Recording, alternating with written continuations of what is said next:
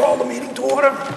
We welcome everybody to the school committee meeting, Tuesday, January 12th, 2016, 7 p.m. Roll call. Mr. Bishop. Present. Mrs. Congdon. Present. Mr. Jovan. Present. Mr. Lazo. Present. Mr. Olivo. Present. Dr. Page. Present. Ms. Peliquin. Excused. 6 present, 1 excused. We have a quorum. Moving on to agenda item number 2, Pledge of Allegiance.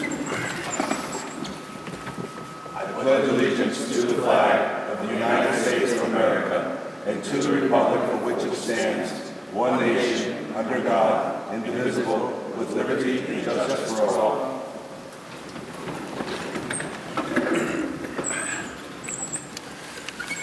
Moving on to agenda item number 3, public input. Is there anybody from the public that would like to address? Please come to the podium and state your name and address.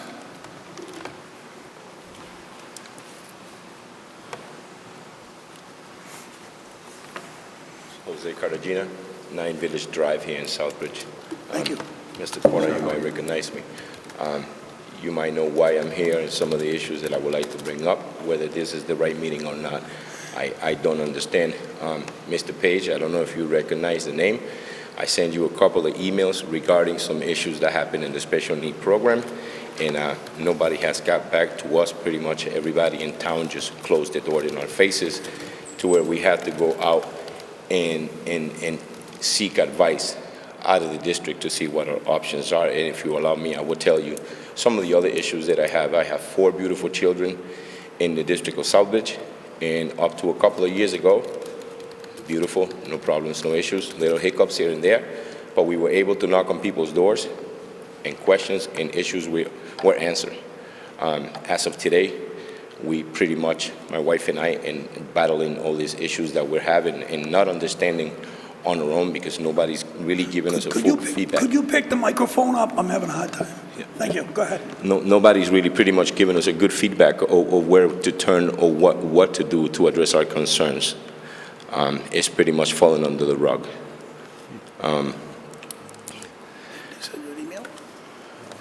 Okay, I sent Mr. Page a couple of emails regarding an issue that happened in the special need programs. I won't mention no names. I don't know if the committee is aware of it. I know Mr. Connors is because right after the issue happened, the incident happened, my wife and I visited Mr. Connors in his office here at the superintendent's office. Nothing came of that. There was, quote, some investigation done as to what the allegations were against what happened in the classroom.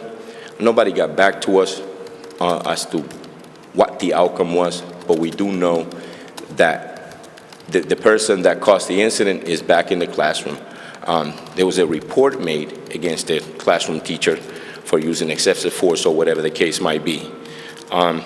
We question what happened. Of course, we know nobody can tell us names. It's a Privacy Act, and we understand that. But upon this, we kind of are baffled by the fact that one person makes a report against another teacher, and the person that makes the report gets transferred to another school. That's besides the point. That is not my issue. My issue is that my son is still in that classroom, and there's a lot of other concerns that are going on. During our visit with Mr. Connors, we expressed to Mr. Connors that our son's academics were not being followed according to his IEP. Then the next day, we spoke to Ms. Colleen Colligan.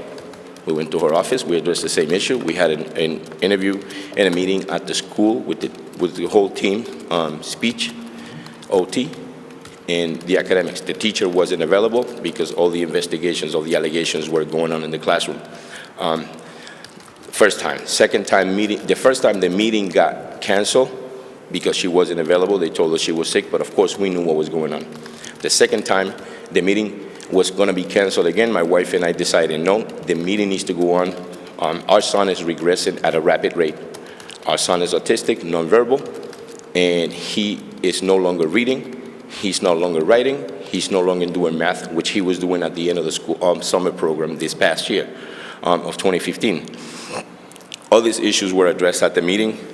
According to his IEP, he was supposed to go back to the lessons and the programs that he was following last year. He's in the 3rd grade, and we understand that with the MCAS and the laws that the state requires, everything has to be integrated to make it work for the state, but also make it work for him to make an IEP according to his ability to learn.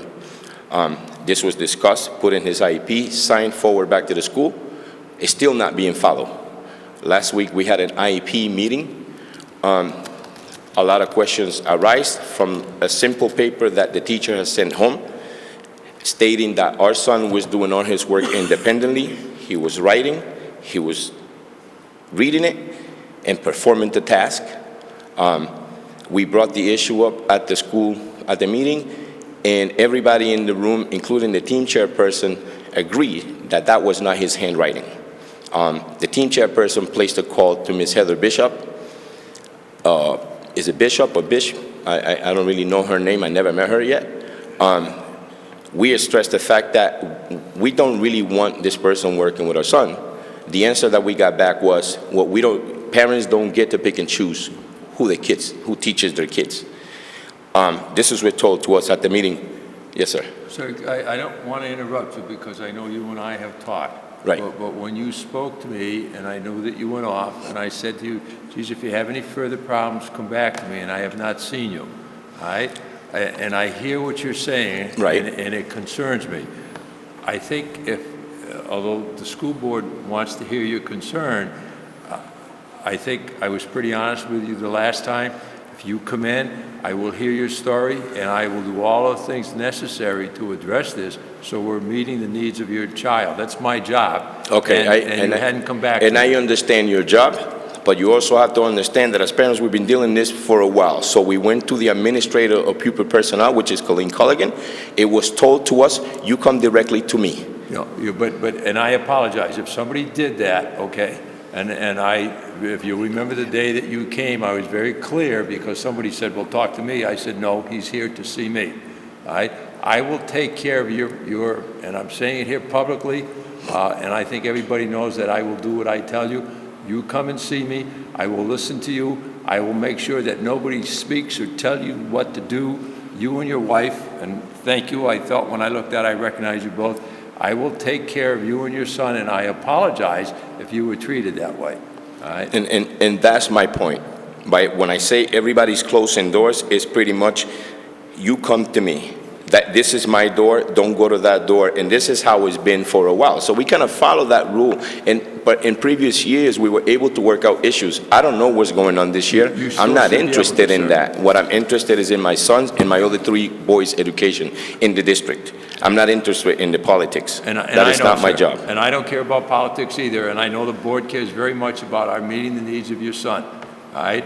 I think I'm a man of my word. I promise you that I will watch this as closely as you. If we've wronged you in some way, I apologize, and I will make sure that we treat you and your son's needs with all the respect that it's due, and I really apologize that you feel that you had to come here. Okay, then my apologies back to you for our ignorance on our part for not going back to you after I spoke to Ms. Colleen Culligan, and she said, you come to me, I am the director of SPED department, you talk to me. I'm the superintendent, she's not. I will take care of it. So with that being said, my wife and I trust in the system. We're thinking she's going to go back to you or do whatever it is that she needs to do in doing her job to make sure that these things don't occur.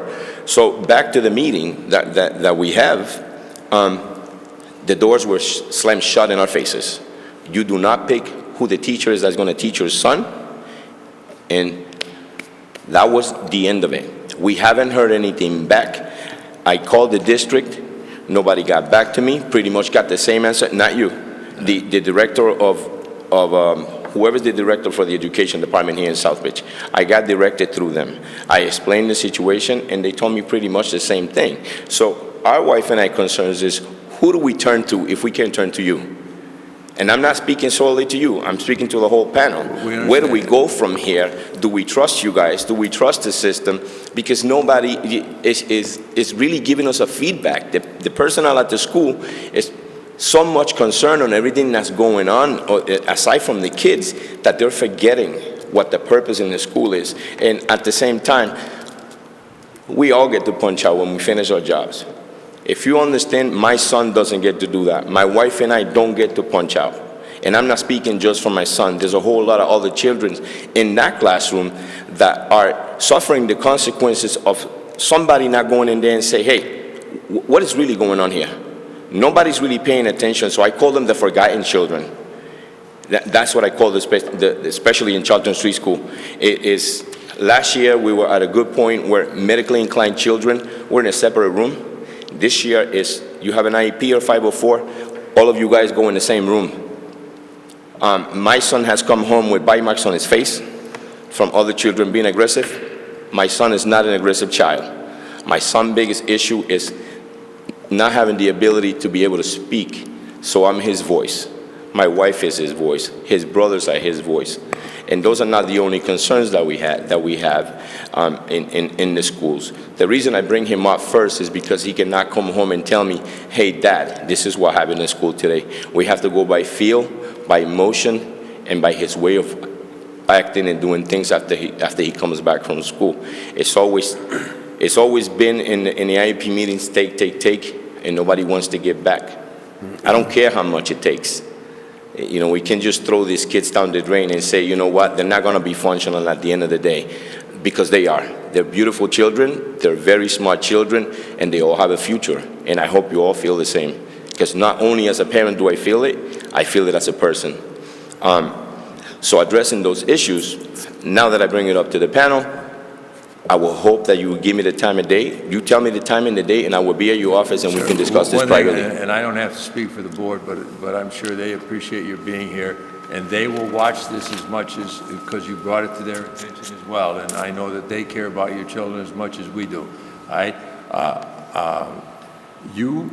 I have a meeting at the first thing in the morning. Anytime after 10:30, I will be in my office, and I'll take whatever time, whenever you have time and your wife to meet, and I will hear your concern.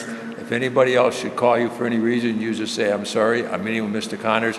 I will take care of your issue, and I will keep the board informed, and I really am apologetic that you're here, sir. And one thing I want to bring up, you don't see too many parents here. I wish a lot more parents would stood up and say, hey, I have a voice. But this message is going out to the parents that don't speak English. I speak English and I speak Spanish very well. You need a translator? I am here. I will help you through the process, because it's not only my children that are suffering from this.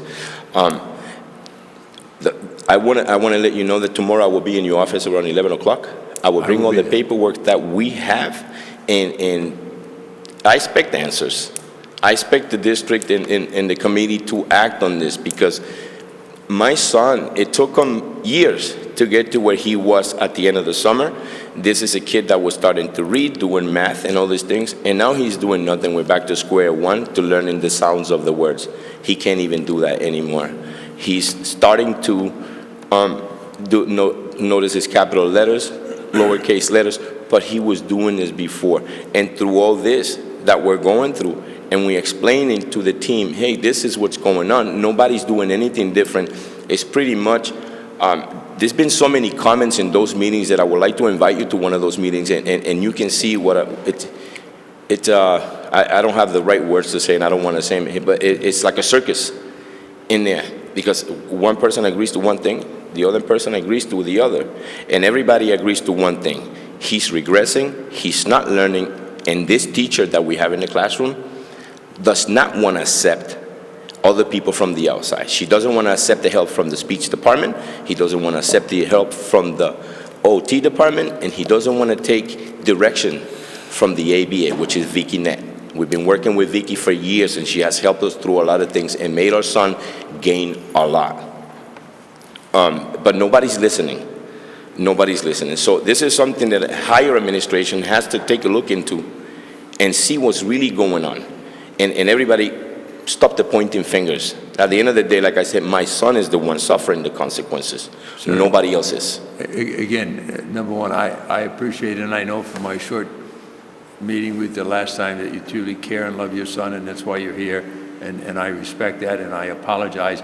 I will see you tomorrow at 11 o'clock, and I will make sure I report back to this board, and we'll work together to get your child what he needs to move forward, because I know how passionate you and your wife are, and I apologize for your coming out. and I will take care of it tomorrow. I'll see you at 11 o'clock. And I will see you to that tomorrow. Another issue that I want to bring up is I have another son in the high school. Where do I begin? Let me just ask this, though, all right? Have you gone to the high school and talked to the Many principal? times. All right. Then could you please bring that to me? Because they can't act, but I will keep them informed, and I don't want to shut you off. You're welcome to say whatever you want. Okay. All right? But whatever your list of grievances is, and I know they're real because I've heard about your son, and I didn't call you back, but I haven't heard from you. But I know that you're here because you care about your children. Whatever your concerns are, give me a chance to straighten them out, please. See, that's the thing. Give me a chance, give me a chance. I came to you regarding my sons. I have nothing back. Yes, you said to us, come back. Yes, you said, come back to me. But I expected a phone call from you. I spoke to Colleen. I spoke to this person, and this is what the plan is. This is what the resolution is going to be. I heard nothing back. I spoke to you about my son in the high school. I explained to you what the situation was. With this that I'm going to say right now, brings a lot of concerns, okay? My son failed 3 classes last year, okay? This year, he was on the verge of failing 2 classes. I called the school. He had come home and said, hey, I have a 60-something in this particular class. I said, okay, I'm going to call the school and find out what's going on, because you come home, you swear to God, there's no homework, there's nothing. I called the school and I spoke to the teacher, and the teacher said, oh, no, he's absolutely right. His grade is higher than that. I made a mistake and pushed the wrong button, so his grade is now an 84. As a parent, that is very concerning. So now I'm questioning last year's results. Last year, he had issues with the French teacher. We brushed him off for the whole year thinking, you're a growing boy, this is what's going on, you're going through changes, all this stuff. We ignore that, and my wife and I regret that to the fullest. We made a big mistake. This year, he comes home with the same issue. The teacher's picking on me, the teacher's picking on me. Well, guess what? He has an issue in the classroom where a female student pinches him and draws blood. We go back and talk to the school. What do we get from the assistant principal? We got a big, a flirtatious pinch. Not if you're drawing blood, you're not. That is exactly what my son said to him. We called the French teacher down to find out what's going on. To our surprise and towards our embarrassment, me and my wife, towards our son, the teacher walks in the office and says, I would like to apologize to you and to your parents. I have been picking on you. So who do I trust now? How can I send my son to school and my son comes home and says to me, Dad, I'm failing, this is what's going on. I don't know who's telling me the truth. Who do I trust, my son, or do I trust the teacher who I'm supposed to trust his life to when he leaves my house? All these issues from the principal, nothing got resolved. Here's what's happening now. We've been contacting teachers personally through email and want to know if the stories that our son is coming home telling us are true. And to our surprise, 90% of them are. Is it English or math? Math. He came to us about a month and a half ago, maybe a little longer, and says, oh, our math teacher got hurt. She's going to be out. We have a substitute teacher in the classroom. This went on forever. A couple of weeks ago, he says, we don't have anybody in the classroom anymore. The substitute teacher has to go back to her regular job. So what they did was they took the whole classroom and threw him in with another classroom together. Now my son's saying to me, Dad, I sit in a corner, almost in a fetal position, because I can think, I can concentrate, I can talk, and the noise is so loud that you can do nothing. The students are running the classroom. The teachers can't control him. Another issue that he's having, although my son is mixed, he does not speak Spanish. So just because of his name, he gets thrown into classes that are mainly Spanish speaking. Now he's regressing because at the same time that this, and I understand that when I came here I didn't speak Spanish, but I took 3 ESL classes, which I don't know if we have them here in Southbridge, and if we don't, we should. So he's not understanding, he gets confused when the teacher has to stop for 20-25 minutes during the lesson to explain to a kid that doesn't speak the language what's going on. So he comes home with half papers done, half the homework, and things have changed. Sometimes we don't understand what the lesson is. We're not in the classroom to ask questions to the teacher. All these are big concerns for us, and we brought them into the school thinking, okay, between the principals and the administration in the school should take care of this. But it's gotten to this for me to stand up here and express all these concerns to you. Let me just say this, as chairman of the school committee, give Mr. Connors a shot tomorrow to try and straighten out this problem, because it is a fermenting problem. It's getting not better, it's got worse. So I think what you have to do is give the superintendent a chance tomorrow, and if you're not satisfied, my email is online. If you could email me, Scott Lazo, the chairman of the school committee, we need to change that culture that you're describing. And I know Mr. Connors has done a lot in other classes to change this. And if it takes changing teachers or changing administrators or whatever has to happen, he's the coach and the one that has to get into that building and get the nitty-gritty out of that. And, but I really do understand what you're talking about, and I think if you give Mr. Connors a shot tomorrow, and if you're not satisfied, please, give me a call. And we'll discuss that among other things. There's a lot of concerns, and I want an answer back. I don't want a year, an answer in a year. I want an answer back fairly quick, because I know it takes time to straighten all these things out. These things didn't start yesterday. They've been going on for years. We'll move on your concerns tomorrow. I won't dilly-dally. We'll take each of the issues that you have and we'll work on them together. Because my kids are the ones that are suffering the consequences of our mistakes. I understand. And that's what I'd like to leave it. Mr. Connors will get on it immediately, and we'll make sure that we'll work together on it. And I take you on the invitation to sending you an email if things don't get resolved, as long as you answer me back. Thank you. All right, thank you. Thank you for coming. Are there any other citizens that would like to address the school committee at this time? If not, moving on to approval of minutes, agenda item number 4, December 15, 2015, regular meeting. So moved. Second. There's a motion and a second. Are there any additions, corrections, or deletions to the minutes of that meeting? If not, all those in favor? Opposed?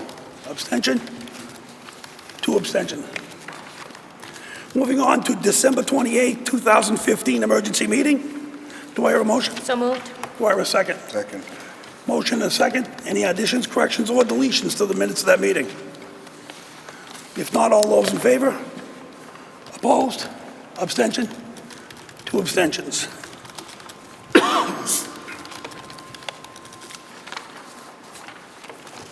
Moving on to chairman's announcements.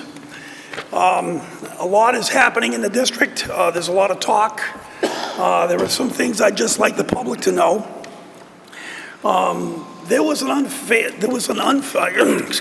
open meeting law violation filed back approximately 5 months ago, and it was filed by a former school committee member, Erin Quinney. I just want the public to know that the ruling from the Attorney General's office was there was no violation of the open meeting law, and they ruled in favor of the chairman of the school committee and the school committee.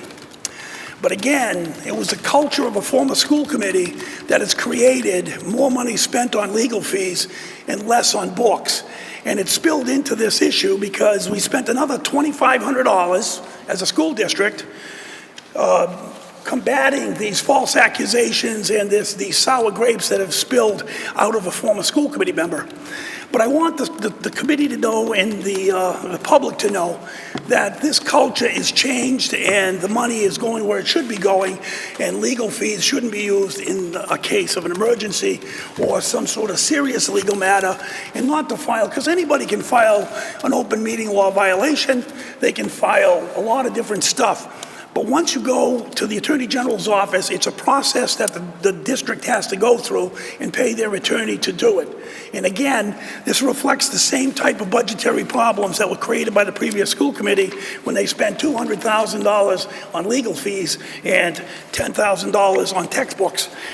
This is the type of thing we have to change. And I think this school committee has a different viewpoint on how to handle these type of things. But again, $2,500 of your taxpayers' money has been wasted on another hearsay, sour grapes opportunity by a political figure. Secondly, I'd just like everybody to know that, you know, I talked about a journey when we first landed in July 14th, and I'm a new chairman. I've been here 6 months. And in 6 months, we've inherited a disaster of a school culture through the leadership of its former school committee and former superintendents. There were civil wars between people at the management level and the other management level.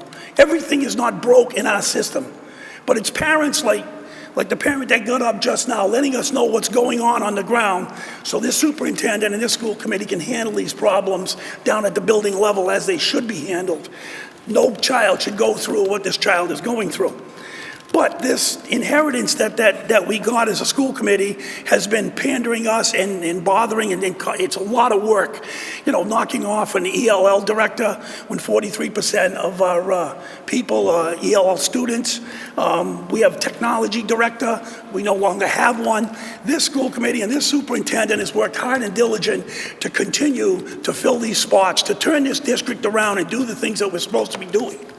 One of the things is to pick a superintendent. We picked a superintendent and he took ill, and the superintendent's search continued. We are now at a point where we have site visits tomorrow, Wednesday, Thursday, and Friday of this week, and we're ready to appoint a full-time superintendent. And the state has been on us about why didn't the school district appoint a school superintendent for 3 or 4 years. I can't answer for the previous school committee. I know we have some members that are on here that wanted to start a search, but weren't in the majority and ended up having to not have a search and keep handing off the ball to a different superintendent every year. And that's what led to such a breakdown in historical problems in the district that it's never had before, such as a vote of no confidence by its local government, the council. And it was rightfully so. But that wasn't a vote about this school committee. That was a vote on the last school committee. And I think we have a great working relationship with our acting superintendent and our school committee at this point, and the town council, the chairman, and the town manager. It's funny seeing town managers at your school committee meeting supporting you, along with councilors. There are problems in this district, and I'm not going to sing a tune that nothing's wrong. But the thing is, it's not for a lack of effort of this school committee and this acting superintendent that we're not attacking them one by one. And I think there are a lot of issues that we have straightened out, mainly our finance department, which was in disarray when we arrived. There was no finance director. 2 principals were missing. We're opening the schools on the 26th. So the work continues. The dream is worked on. It's something that kids are an important thing. Kids first, striving for excellence is something we always chanted. But we have to back it up with action, such as this issue when the superintendent deals with it tomorrow morning, is to take care of these problems and have action on it, not just chit-chat. And in adding on to the tail end of this, the state has been hovering over us about a takeover in receivership. Well, I have to tell you, I'm not in favor of a receivership. But it's at the point now where the commission is going to meet on the 15th and either recommend to go to receivership or not to go to receivership. On the 25th, they're going to have a public hearing in town at the old high school auditorium. We need every administrator, every citizen, every counselor, everybody to go there and say, should we be taken over or shouldn't we be taken over? And let that opinion stand on its own merits of what the people want. This is your school district. We are your representatives. And in contacting us, we should handle the problems of the people. Then if, say we go through a hearing and in February the meeting says we want to go to receivership, and the state goes into receivership, we still won't get a receiver till July 1st.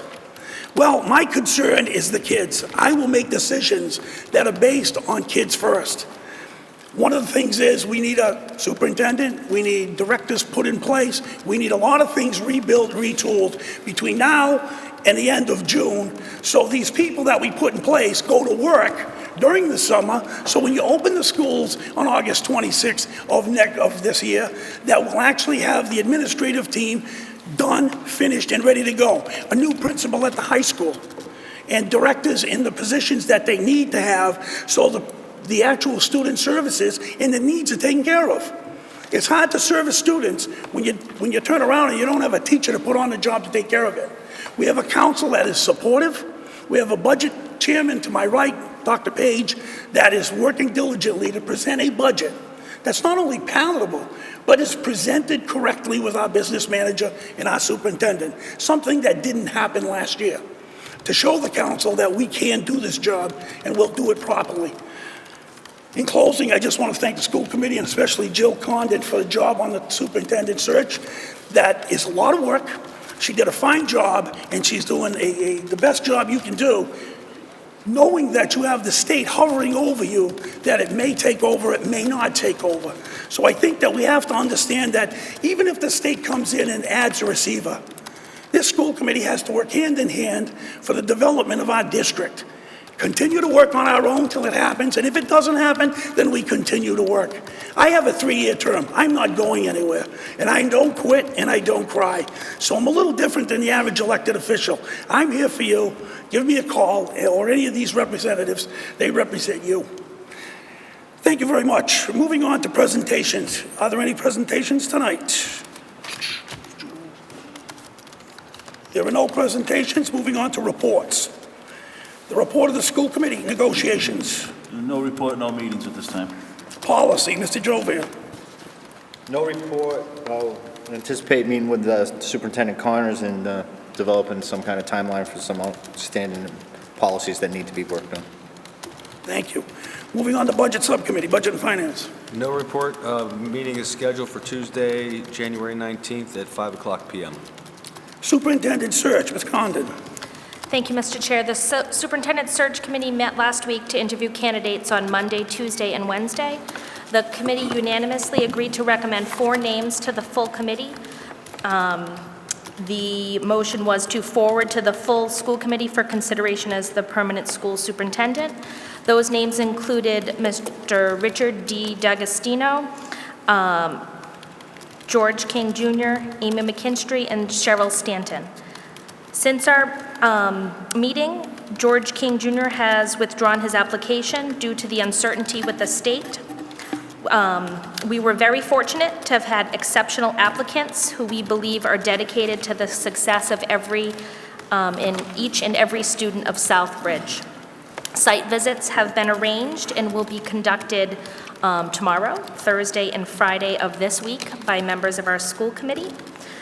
Community meet and greets and public interviews will take place within the dates, within the next couple of weeks, and those dates and times will be announced based on the candidates' availability as soon as possible. I'd like to thank all members of the search committee for their time and dedication. It was a lot of meetings, a lot of work, a lot of time commitment to proceed with the search. Given the uncertainty with the district, we elected to keep going with the search and try to find a candidate who would fit the needs of our district. And I would like to thank all of those members of the search committee for their time in doing that. Thank you, Mr. Chair. Thank you. Moving on to the student representative of the school committee, Diego Royal, who is not here today because of the weather. I may just say, he notified me he would be able to make it because of the weather. Moving on to number 3, finance director, information request from the town manager and the town council. Bill? Thank you, Mr. Chairman. So, Mr. Connors received a letter from the town manager asking for information on Cole Avenue and the current use of the facility. It's similar to requests we've received in the past, so it was easy to put the information together.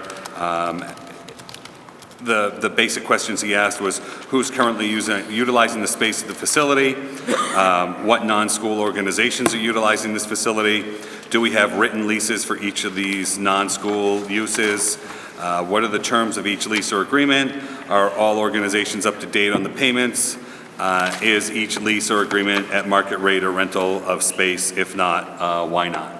So I attached the spreadsheets that we'd like to forward to the town manager. If there's no objections, you can look them over and you can let Mr. Connors know in the next day or so, and then we can get back to the town manager. It's pretty cut and dry. It's directly from our ledgers at Cole Avenue. The basic answer to those questions are the 2 major leases we have up there right now are Head Start and the YMCA. There are other groups that use the facilities. The most use that those facilities get, and it's kind of hard to believe, are sports teams. Even with all of our buildings that we have a number of practices and a number of games even at Cole Avenue on a regular basis. So it does help to have that facility at its use, and it is centrally located for teams to get to. Do we have written leases? We do have written leases for each of the groups that are there. All groups are currently up to terms and paid up to date, and were leases done at market rate. We did contact real estate agents, and we're within the parameters of what the going rates are in the area for the same type of space, same sort of space, and made sure that we're in that neighborhood. So I think that will answer all of the town manager's questions. I don't know if any of you have any questions at this time. Mr. Chairman. Mr. Jovan? Well, in response to this letter, I appreciate the fact that the new town manager wants to undertake a look at the use of the building. I certainly respect that. However, I think that really, as a member, former chairman of the school committee during the period of time that we studied this use of the building, the building committee, I'm having a very difficult time with everything that's going on lately, because I know the journey that we were on. You mentioned journey, but as chairman of the school committee, we didn't make decisions in vacuums. We made well thought out decisions. I see in town conversations about two principals, one principal, who made the decision, all that. We made decisions and we made plans based on studies. This was a study done by that building committee to take a look at all the town buildings. We looked at every single elementary school. We looked at Wells. We looked at Southbridge High School. We looked at how we should build a new middle school, high school. Should it be one school? Should it be two schools? Where should it be put? All the footprints. It was a 10-year study. And I appreciate the fact that it's a new town manager, but that building and this Cole Ave building, while it does have cost, there was a reason we kept this building in the system. The reason is, one, we didn't want to give up a building that may have some potential use in the future. Two, given the dynamics of some of the students in our population, the amount of kids that are outplaced in other districts for collaboratives, we wanted to keep this piece of property in the town's inventory so that it could be used for alternative school purposes. What happened, right? Election happens because people want change, all right? And then nobody comes back to those elected leaders that did this study or the prior town officials to say, why did you make that decision? Okay, instead they say, well, look at the cost. Well, look at the cost of what we pay for other kids to go out of district. That building, while it was not a 21st century high school, it still serves a purpose. It serves a purpose for us to bring our kids back into this community, hire staff that we control, that we can put those programs in place. It's a facility that we can take some of the kids that can't behave in other schools and make an alternative school. So that's the message, and I'm sorry if I'm being loud, that's the message I want conveyed to the town manager. That the school committee from 2002, when I first got on the school committee, till the time that I was elected out of office, we studied why that building should be in. So come to us, sit down with those elected leaders that were here then, and ask us why we want that building there. It's to save money in the long run, if you do it right, if you do planning. But that's the problem. We don't do any planning outside of what we used to do, good quality planning. And, instead we spend $12 million on a DPW building because we didn't do a feasibility study. Well, we did a feasibility study on that high school, that old building. What could we do and how could we do it? And then when we needed to take down the library in that building, we did a feasibility study. How much was it going to cost? Was it cost effective? How can we do it? We put a new roof on that, only capital buildings. So that building is important to the long-range plans for education. So that's the message I would like you to convey to the town manager. Thank you. Mr. Bishop? Could I just say one word? I don't need to protect the town manager, but I think unfortunately the town manager, absolutely right, came to town, but he was asked these questions, he passed them on to us, and that's why they came here. I think that we made the point as well, that, because I agree with you wholeheartedly, and I know the chairman had conveyed the same thing, is that we see that building has great use for the education of our children over the years. It's also a valuable asset, not only helping our youngsters, but others. So I think he understood that. We said we would get the answers and make sure we bring them back here before we gave them to the town manager so he could pass on to the council members. So I do think he's trying to work with us. He didn't know the answers. Bill was kind enough to put them together, but your point is well taken. In fact, I will be talking in a few minutes about how we see one of those kinds of programs we could be putting in this building and make good use of it for our children. And I know that Mr. Bishop and others have talked about the same thing as you have, that that's something that long range we see as a really valuable asset to the community, and would be ashamed to not perceive it in that way. I guess my frustration, Mr. Connors, if I may, my frustration is the fact that the people that are asking those questions of the town manager have been here long enough to know that we studied that, and we know what those plans are. Okay? That's my frustration. Thank you. And I think the frustration that Mr. Jovan shows is that you have elected officials that use long-range planning, and you've had a revolving door in many departments and many, including the town manager. We have a new town manager. I think people have to get up to speed with solid government, and solid government is long-range planning. What do you want to be today? What are we going to be tomorrow? And where are we headed? And where we want to be when we grow up? I mean, it is what it is. And I think Mr. Jovan's point is well taken, and make it part of the record, that if you want to really know why people do things, ask him. He'll give you the answer. He's got about 25 years in government. Mr. Bishop. Thank you. I don't want to take Mr. Connors' thunder away, but that building was studied, and I was here through the whole building project. And I think the next report that Mr. Connors is going to present on the Southern Worcester County Educational Collaborative, we use the services for out-of-district placement for many of our students who have severe issues. Their financial outlook is very serious. We experienced, I want to say it was a 17% increase per student this year to send a student to Project Grow or similar type programs. Yep. That's a sizable increase. I've said it from the beginning. When I was the principal of the high school, I believed it. We brought in a PASS program. We brought in a SOAR program. No one is going to take a belief that our kids can be educated better than the people who live and work here. Okay? I despise sending kids out of district. I always thought we could do a better job. We have a facility that, no, as somebody said, it's not a 21st century facility. It has some shortfalls, but it's certainly applicable for the needs of some programs that we can bring back into this district and possibly have students from other districts come in and be partner with us. But when Mr. Connors gives you the financial picture of this Southern Worcester County Education Collaborative, I got to tell you, there's a giant hole in that bucket. Bill, anything else on the town managers? No, I don't think I have to go any further on that. I do have a couple other items to give at this time.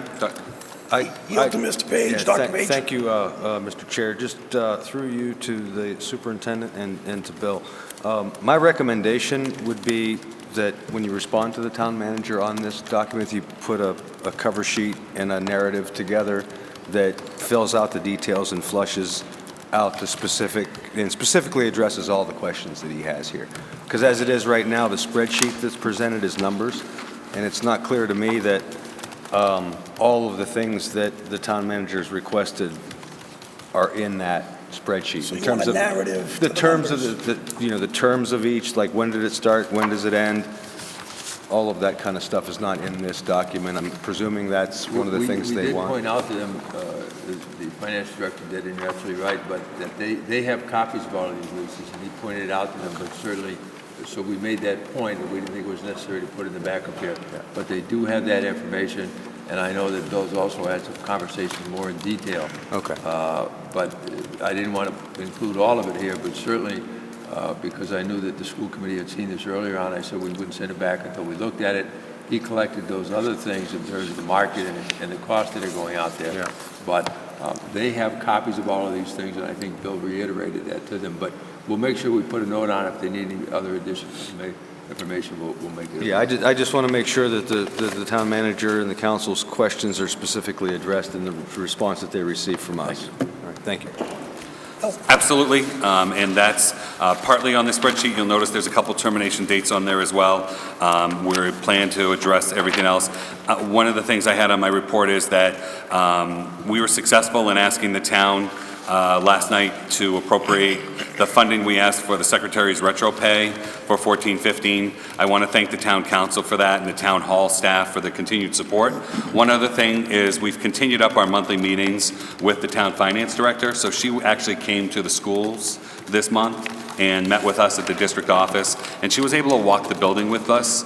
I took her on a tour of the building, showed her Head Start, showed her the YMCA, showed her the space that we're looking at for future programs, things like that, made sure she had copies of the leases. So we address a lot of this on a monthly basis. And the reason we do that is to make sure that we're dotting our I's, crossing our T's, making sure we're working in the most efficient manner we can with both. Mr. Connors and myself and the staff in the business office have been working diligently to make sure that we're working within the parameters of the current budget, along with working with the town finance department and the town accountant's office.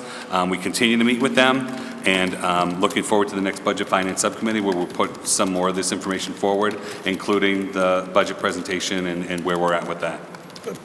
Thank you. Mr. Chairman. Further questions? Mr. Jovan? Yeah, just for the public's knowledge, that the fact that the town side of took care of the retroactive pay for the secretaries was because of this school district returned a sizable amount of money to the town last year. Money that could have been used with solid planning, but it was returned to the town. So it's not the fact that we couldn't manage our budget, it's the fact for the town's purposes that money was returned to the town that went to their free cash, and that's why we were able to do that. And just to further up on that one quick point too is, thank you, Mr. Jovan, because we can't go back and take anything for last year, whereas the town can take that out of free cash. So they have the ability to go back and take that, whereas if we were to take that money, it would have had to have come from this year's salary line item. So thank you, Mr. Jovan. Thank you. No further discussion? Ms. Condon? Thank you, Mr. Chair. I know you mentioned, through you, to the finance director, I know you mentioned the games too, how often that gym is utilized, as well as the cafeteria. Will we verbalize that? Because, or the schedule? I know in the past we had received a schedule of everything that was in that building for like 2050, up until 2015, which was maybe like 15 pages long, of all of the organizations that utilize the gym and each room. So I don't know if we can add more to that, just to show that our middle school, high school, the athletics utilize that gymnasium for practice and things like that. I think their focus is very narrow in terms of, was it a building that was being used by others that had some income? But I think certainly we'll iterate again that the gym, the cafeteria, the administrative facilities are all ones that are used. If they weren't there, we couldn't service the young people, especially our athletic programs, as well as we do. And so we'll make that point. I think that Ray had a good suggestion in terms of making sure we write some of the things. Thank you. Any further discussion? If not, moving on to Superintendent's Report. 1, SWCEC Annual Report and Auditor's Report 2014, 2015. 2, Staffing Update. And 3, Southbridge Middle High School Restructuring. Tim? Yeah, one, I think you get this annual report every year in terms of the auditors. I think the biggest concern that they're facing, beside financing, is space. And I went to the last space meeting just to see what some of the concerns were, and they made the same request. Were there any space here in town? At one time, they used to rent the part of that building. They took some other options, but their finding is they go forward that they would have to look further about could they rent some of our facilities. What I told them is that where we're at now is I believe that the committee chairman was going to appoint in a committee to take a look at these buildings and what are we doing with them. I think they've fallen on difficult times. I think they're in better shape than they are, and I didn't read in detail the audit report because I thought that normally people would respond to it. But they not only service special needs youngsters across this area, they also have gotten to provide professional development because many school districts can't do it. They're very small, but it's all of their special development. Jill, to the question that you raised earlier, is focused in the area of special education. And so some of those things we use and we do take advantage of. They don't do anything in the general education, but we certainly use them. And oftentimes we host some of those meetings here in the district, and they give us a break in terms of doing that. We know that we have children here. They have an outstanding program that's been there for some time and is servicing school districts throughout the year. I was surprised at the range of communities that they serve, over to Grafton and up to Sherman, and almost anybody and everybody that comes to them looking for services for youngsters with special need. They're really glad. They have a new director there that is working very hard to address not only the future facilities areas, but also in terms of how do they go about raising the fees that they need to survive and trying to keep the cost down for school districts. Because as you point out, one of the challenges, and especially around transportation, if districts are passing youngsters to them, the cost, as you pointed out, is very high for us. The more we can do in that area in terms of having our own programs in our school, the better off we're going to be.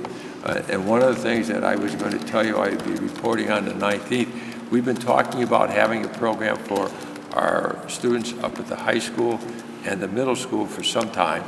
I met with the staff at the high school and middle school, special needs, looking at what could we put into this program within a couple of grants that we recently have had. And we'll be coming to you next week and telling you that we think we have a program that will service many of those students, and it would be a good pilot program for us to start for two reasons: not only to better serve our youngsters, but also to have a program that shows the community that we can use that building in a host of ways and helping our students, and hopefully expand that program to more students across all grade levels. And I think that's something that we can do, and we'll speak about that at our next meeting. But I think the report really speaks for itself, that they do an outstanding job. We had a youngster this past year that had graduated from their program, and he marches not only in their graduation, but also here at the high school. So that's all I have on that. Tim, just a quick moment. On the Southern Worcester County Educational Collaborative, we all know how much it costs to send a student out of district. The state has passed a law where you don't suspend them, you create a program, and it's kind of a different equation now compared to, say, 2 years ago. But Mr. Jovan brought out the long-term planning that we had was for the behavioral modification. Instead of keeping a kid in the building and the classroom being unsafe, people being bullied, disrupting the kids that wanted to learn, because of the environment was not conducive to this other child's learning, that the alternative program that we were going to create was going to be housed at the Cold Trade Building. And I know we're going to be looking at that, but to actually hire qualified teachers to handle this type of behavioral mod. And with that, we would become better disciplined in the regular ed classes. We would provide the program for the kid that needs the behavioral one-on-one, as we call it. And that was where we were headed. And we were headed that way 4 years ago. And then there was a change in the election, school committee changed, and then here we are. 4 years later. We're back to do the things you're talking about. Exactly, and I think you're the man to guide that ship right now, and I think we're going to tell the parents that this is where we're headed. Thank you. Go ahead, Tim. Bill, we go. Yeah, this is not just a Southbridge issue. The price tag at this collaborative is for the entire, I don't know, 17 districts that are involved. Yes. Talking about a sizable increase this year, and I don't see any reason with the deficit they're showing to not expect a sizable increase next year. We're talking about a student going to grow at a price tag of roughly $29,000 a year plus transportation. I think we can do that in our buildings much more cost effectively, but aside from the cost, I know we can do a better job. Not that they do a bad job, but I just think that anytime you have a personal vested interest in a program, you're going to take it a whole lot more seriously. Just my personal opinion. Just to add one twist to this. If we created the program, and I think Mr. Jovan was the chairman at the time, we could actually bring in kids from out of district and charge them $8,000 and make money on their student with our program. So, I mean, there's a lot of potential here, and I think that we'll move forward on that in the future soon. Thank you. Tim? Yeah, item number 2 is that our HR person provides you with a list every year of change every month, I guess, actually. And that's what you received this evening. We had 10 people that had left the school district. There are still some openings, and I was told that all of these will be filled within the next 2 weeks. And then some of the people that are on leaves of absence, there's a pretty good number, and most of those are associated with family leaves, both short time and long time. And you get this monthly. I wasn't aware of that. I saw this monthly report and took a real interest in it. It kind of makes sure that when people are coming and going, that's one of the reasons why I think the school committee has asked for it. We wanted to see what was going on and what was happening, and that's why Katie put it together for you.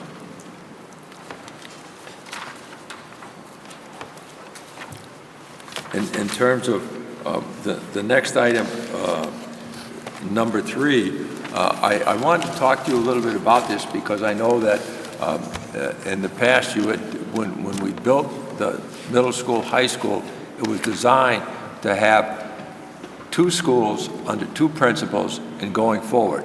And for whatever reasons, it ended up with a principal that oversaw really 6 through 12, and some adjustments were made. You had assistant principals and executive principal. There was an attempt to move this forward, and when I looked into it, it's really a very simple process. I shared with you the forms I'll be filling out. We will be recommending to the school committee, and I'll come and explain all of this to you at the next meeting, that what we have to do is to close the high school in its present formation, which is really 6 through 12, and then open 2 schools, a high school 9 through 12 and a middle school 6 through 8. The reason for doing that fits in with the design of the building, also in terms of how we know that children learn, the differences between a middle school organization and a high school organization, and we will submit that to the state. The state has assured me that they would approve that, and that change will take place on October 1st because it's mostly from the state's perspective of how they count data and scores. And so they have to be continuous for the full school year. But starting July 1st, if this gets approved by the board to move forward and the state, then starting on July 1st, 2016, the high school will be seen as one entity. Their test scores and accountability to the state will be under that system, and the middle school will be also under a principal over there. The changes in the job description for the principal are very, very simple. They're just that each person heads up the one building. As was mentioned earlier, our high school principal is going to be leaving us at the end of the year. She now has the responsibility of 6 through 12 with others working with her. That responsibility will be taken over by whoever we appoint as a new principal for the high school, and we will come forward with taking the executive deputy principal and making that a principalship, as all of our principals are that oversee their buildings.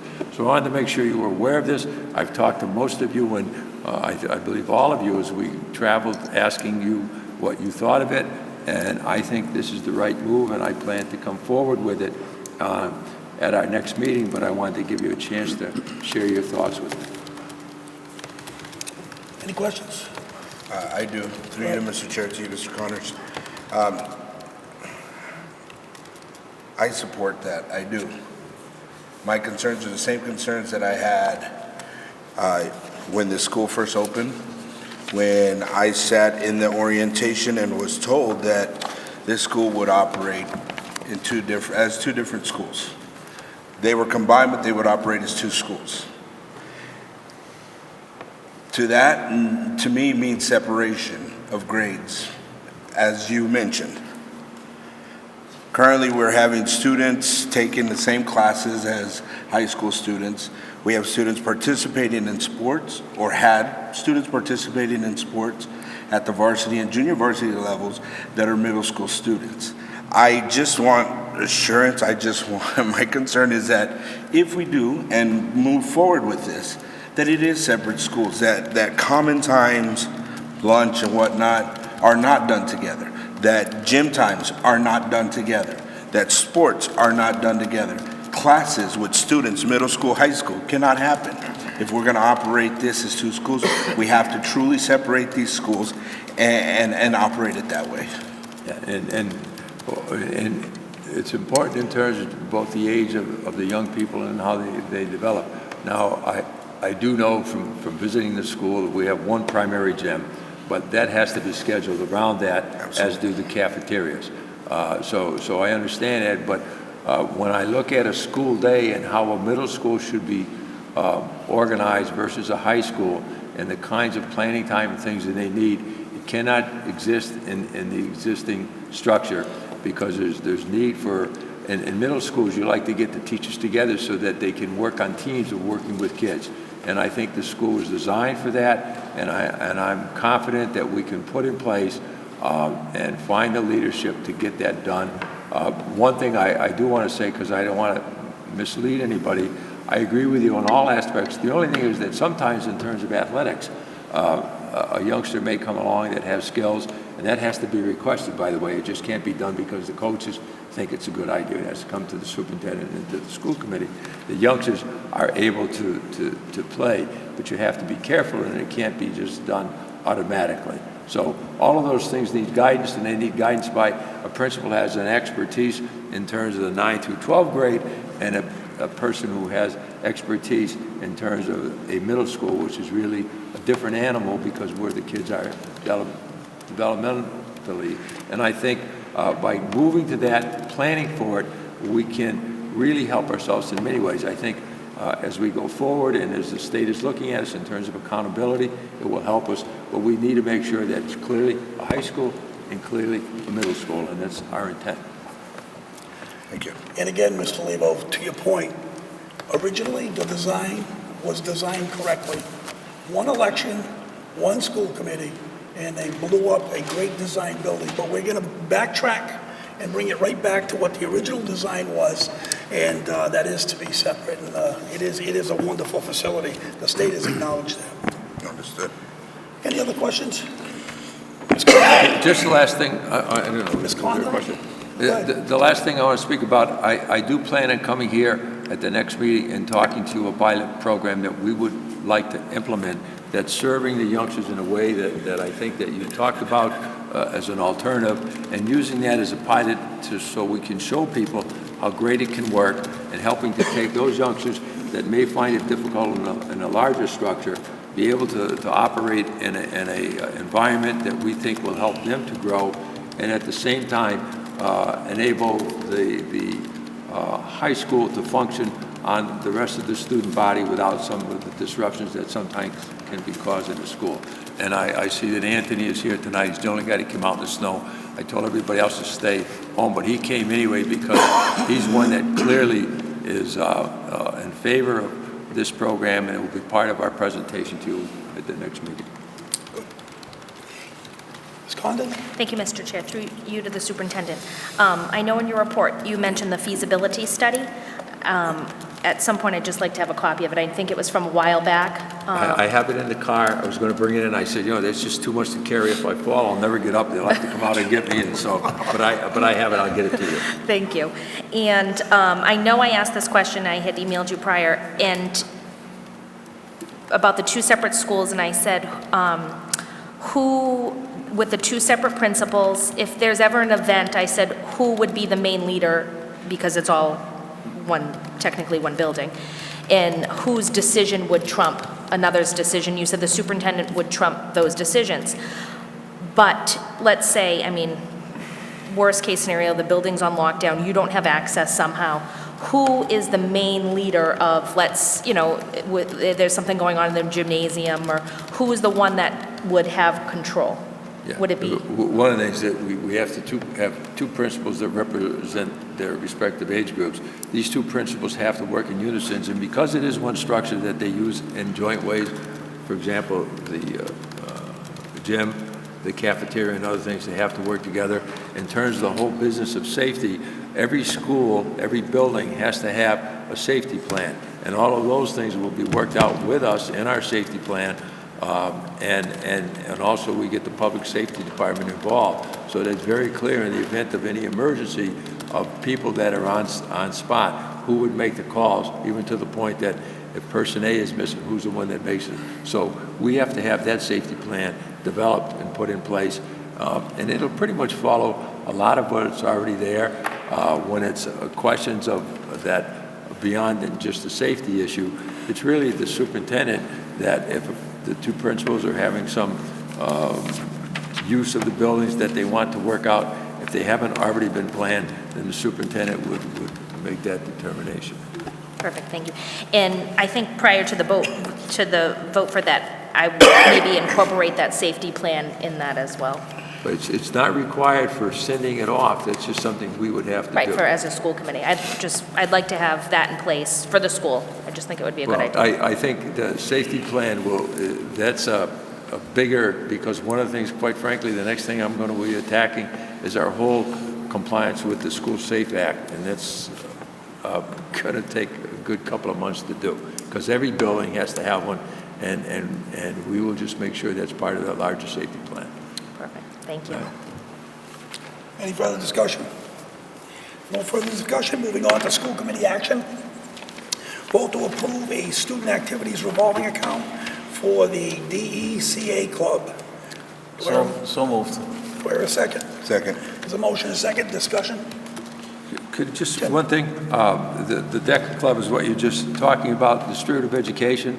Those are programs that I'm sure you remember that are around from the 1970s. I was glad to see that they started a club that may have made a few missteps in doing it, but we had 11 youngsters that went out to competition. They're going to be going on, and this is one that helps children with learning about business, and I've always found their programs that are quite successful. We'll get it in our next magazine, monthly publication bill that you put out, just so that people can see the young people that participate, and they're going off to Boston to participate in the program. Any further discussion? If not, all those in favor? Opposed? Unanimous of all present. I'm abstaining. One abstention. Ms. Condit abstained.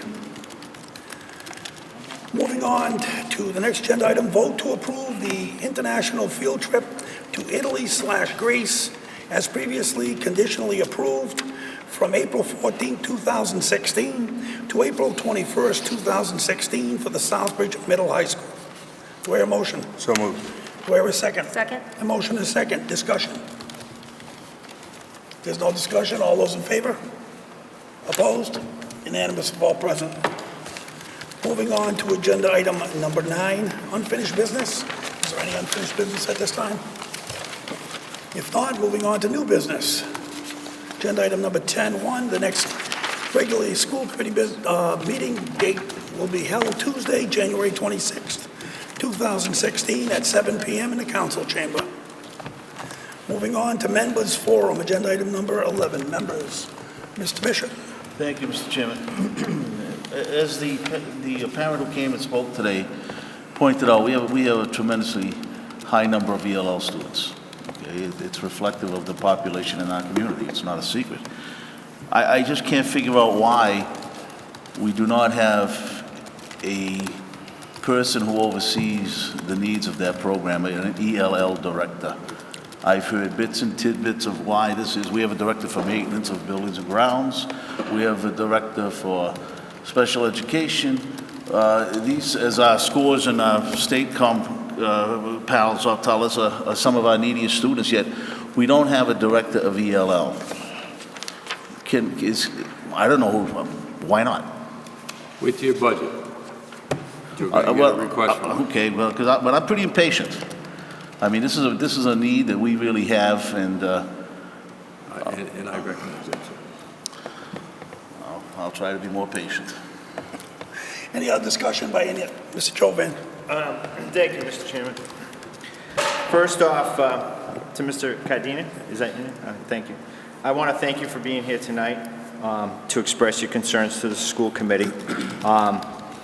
And I appreciate Mr. Connor saying that he'll reach out to you, but I want to say this to all the parents. I mean, if you have an issue, this is the right forum to come, at least address your concerns, but I want to echo the fact that you should go to the building principal first, like you did. You went to Mr. Connors, and if Mr. Connors or a superintendent or any administrator says, look, this is what we're going to do, and if something doesn't happen, instead of waiting, you need to go back to Mr. Connors. This is to all parents. Go back to the superintendent's office and say, you know, these are some of the concerns. And then if at any point Mr. Connors or the superintendent, whoever's in place, has not addressed it, then absolutely come to the school committee. What I want to commend you for is using this forum to at least make us aware of it, instead of the Facebooks, the blogs that do absolutely nothing to solve the problems of the town of Southbridge. So I appreciate that. You know, you read the blogs, and yes, I do read the blogs, and I call it opposition research, because I want to know what the people are thinking out there. But we as a community are not going to solve any of the problems that we have. And it's not just the school. The town is in just as much bad shape as the schools. We have drug problems. We have violence on the streets. We have undermanned police department, despite some of the leadership in town that may consider that we have too much.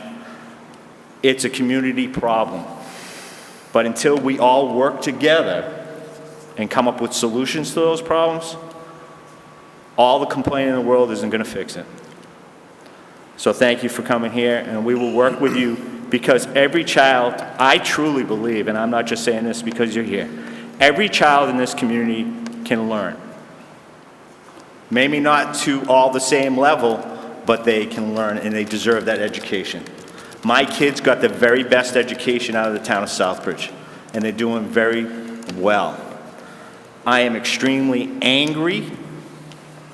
I told my wife tonight that I was going to bite my tongue, and I'm going to do my best not to say something I will regret. But I am very angry at the state and conditions of the Southbridge Public Schools after being gone for 3 years.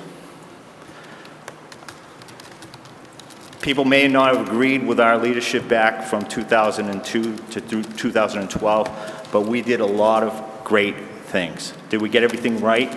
No, we did not. But we had a plan, and we had a vision for this community. We had a vision that we wanted to educate our kids and stop the school choice, because we knew that we could do it better than any other school.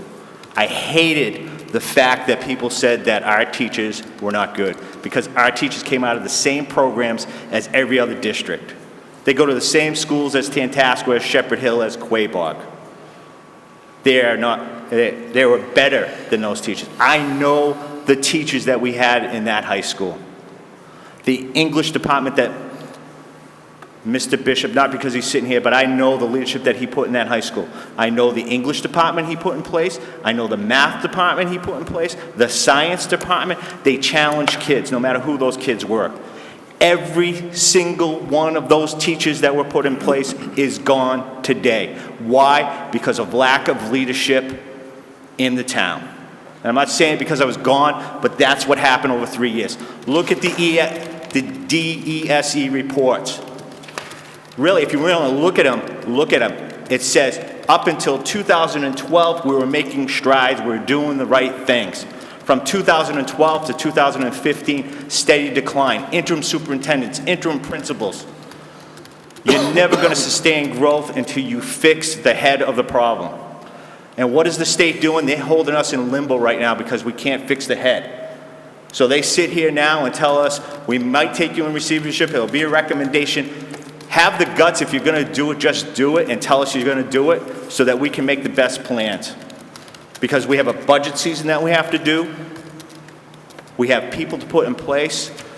I stepped up and asked for an appointment on the school committee to make a difference. And what I've seen when I walked in the door in 4 short months is a disaster. When you walk in the door and you have no business manager, an interim superintendent, no principals, what do you do in 3 months when the state comes in to do a review? Of course they're going to tell you you're in shambles. The other thing is, until we change the culture and climate of the kids and the families in this town to expect them to behave in classrooms, you're never going to sustain learning. I feel bad for any kid in the classroom that can't learn. In the last 2 weeks, because I know the people personally what happens, a kid getting arrested off a bus because he's been told not to go on that bus and can't listen, and the police have to come up there to remove him, and then the kid assaults the police officer, and he's a 6th grader.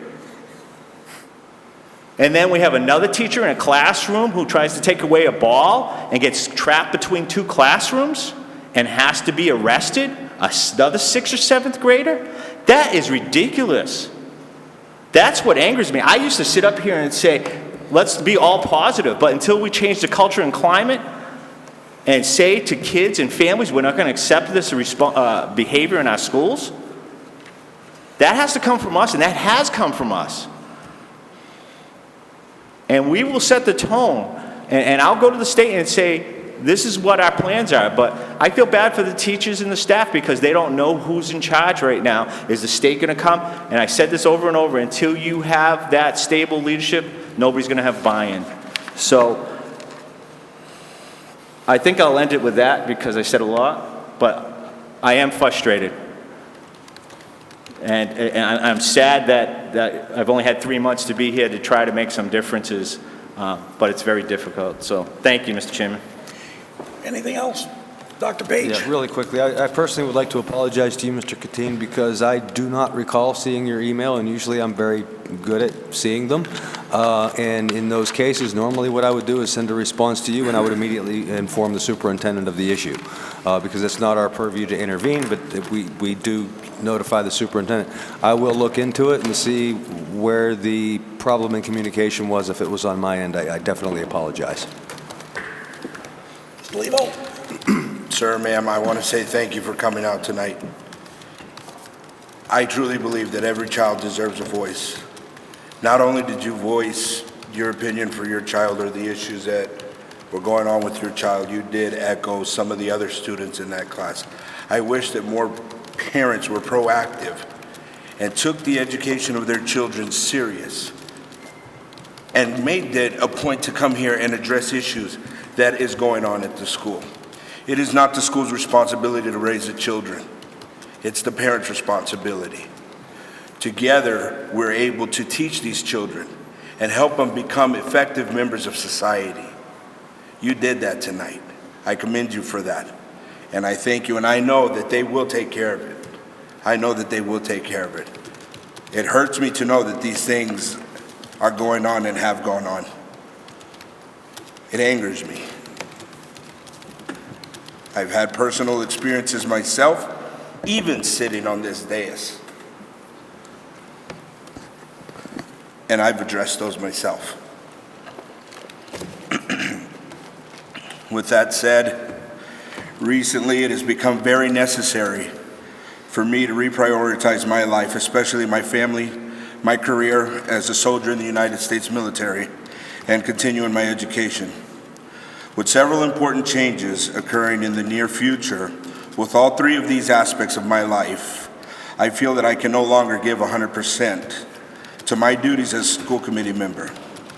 I do, however, support the current school committee and all that they are trying to do to move this district forward, where this district can be.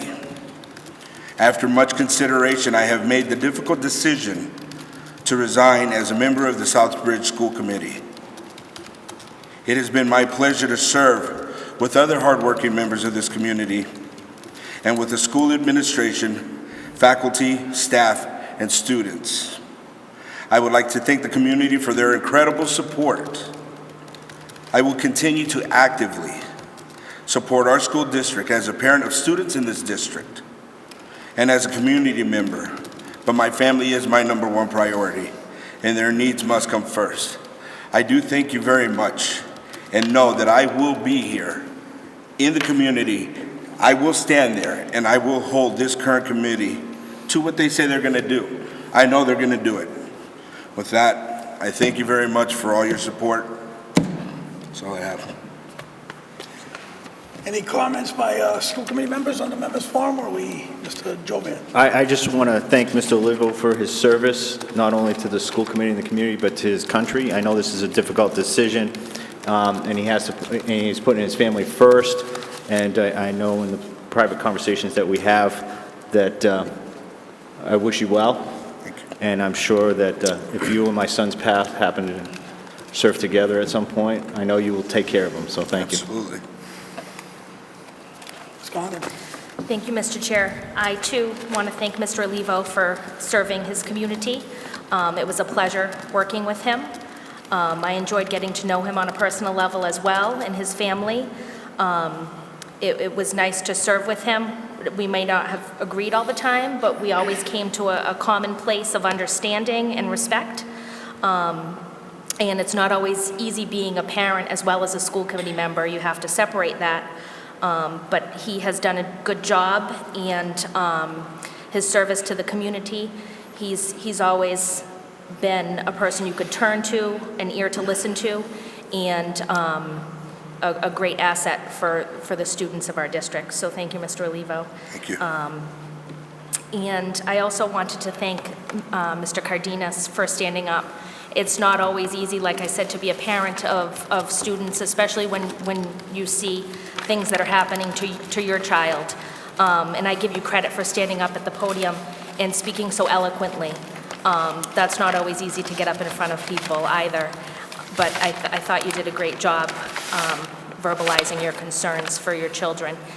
And it's not always easy to verbalize your concerns either, because sometimes you can let your emotions take control, but I commend you for doing that, to stand up for your children. I also just wanted to take a moment to read a letter that the Superintendent Search Committee had sent to Commissioner Chester. And I will maybe post it on the district website so the public can view that. But we, as the search committee, sent that out on January 7th, 2016, and sent that out to the commissioner. So I'll just read that for the public's behalf. Dear Mr. Chester, I am writing to you on behalf of the Southbridge Superintendent Search Committee in response to your letter dated December 21st, 2015, in which you advised the committee to suspend the superintendent search and selection process. The school committee held a meeting on December 28th, 2015 to address your advisement. The Southbridge School Committee agreed unanimously that we have a duty to continue the search for a superintendent. The Superintendent Search Committee was in agreement with our decision. Prior to the notification of advisement to suspend the search for superintendent, the committee received 16 applications. The applications were reviewed, applicants were screened, and 5 candidates were contacted and agreed to interview for the position. We have selected 4 candidates to present to the school committee for the next phase of the interview process. And the candidates are Richard D'Agostino, George King Jr., Amy McKinstry, and Cheryl Stanton. Your letter states that you are going to consider all potential remedies in response to the findings of the district review, including the possibility of state receivership. It also states that you may schedule a public meeting in Southbridge and that you are considering a recommendation to declare to the district to be chronically underperforming. Lastly, the letter states that until the question of receivership is resolved, you advise this committee to suspend the superintendent search and selection process. Our most recent AIP was approved by the state in June. Our quarterly results have shown that we are making improvements since implementation and approval just a few months ago. We believe that with strong leadership and an invested superintendent and the support of DESE, we will continue to see a climate of positive change all around in the district. We currently have a strong school committee and a strong superintendent search committee comprised of residents of the community, business owners, parents of children in the schools, municipal workers, and school administrators. We have a solid assembly of people who are working to find the person who will provide Southbridge with the stability and leadership that we all seek. We have strong applicants who we truly believe can provide this leadership and bring about the rapid, robust, and systematic improvement in all of our students. We invite you or any member of your board to join us in this interview and selection process. We ask respectfully that we be provided a timeline or expectation of when the considerations will be finalized or when we can reasonably expect to hear if the state intends to proceed with receivership, should that be the remedy. The dubious status of the district has the potential to hinder our ability to promptly fill the superintendent position, which we believe of the utmost importance for all of our students. This district cannot move forward while in a state of uncertainty. We are fortunate to have had exceptional applicants who we believe are dedicated to the success of each of the students of Southbridge. We ask that you join us moving forward to select a new superintendent. We understand the seriousness and gravity of the situation in our district. Therefore, we simply cannot suspend the search for a superintendent. Sincerely, Jill Congdon, Chair, Superintendent Search Committee. This was mailed to Commissioner Chester, emailed to the Senior Associate Commissioner, Russell Johnston, because I didn't have access to an email for the commissioner. We also sent a copy of the letter to Senator Fatman and Representative Peter Durant, as well as the Town Council Chairman, the Town Manager, and all members of the school committee. And I did not hear back from anyone. So that is just the status of the letter and the responses. Thank you. Mr. Bishop? Thank you, Mr. Chairman. I just want to wish my friend, Mr. Olivo, the very best. I had the opportunity to know Chris a little differently. He'd stop in my office when I was the principal, and we've had some pretty difficult conversations over the years, but it's been a pleasure working with you on this board. I wish you the very best of luck, and thank you for serving our country. Thank you, sir. I'd just like to, go ahead. Very quickly, Mr. Chair, I can't go without saying, Chris, it was a pleasure serving with you last year and throughout this year, and I wish you all of the best for you and your family, and with your endeavors with your future military career changes and so forth. So all the best, and thank you very much for your service. Chris, as chairman of the school committee, I'd just like to thank you for your years of service. It's very difficult to get qualified school committee members that make a commitment, and a commitment that is not personal. It's for the good of all children, and you've shown that. And I want to wish you the best as a father, a gentleman, and as a friend in the near future and beyond. Good luck. Thank you. And thank you. Anything else on the members' forum? If not, moving on to executive session. We have no executive session tonight. Moving on to agenda item number 13. Adjournment. Do I hear a motion? So moved. There's a motion and a second. All those in favor? Opposed? We're adjourned.